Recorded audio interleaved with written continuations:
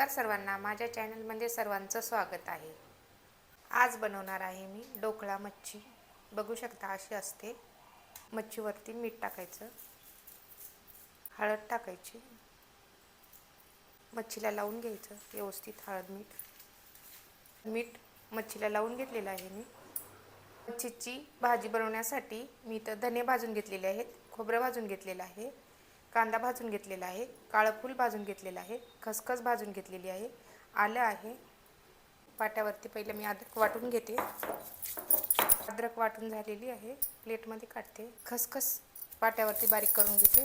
सर्व मसाले मी पाट्यावरती वाटून घेते। आता सर्व मसाले मी पाट्यावरती वाटून घेतलेले आहे, बघू शकता। प्लेटमध्ये काढून घेते याला मी। गॅस ऑन करायचा, त्यावरती कढई ठेवायची।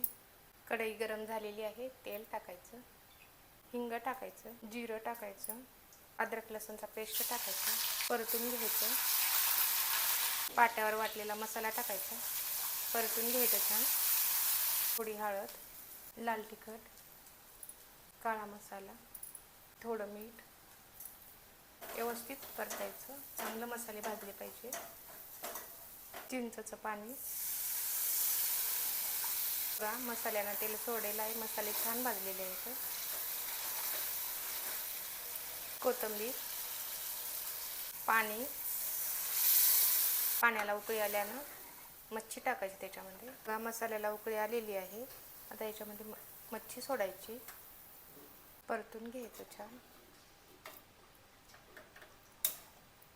बघू शकता ढोकळा मच्छी झालेली आहे।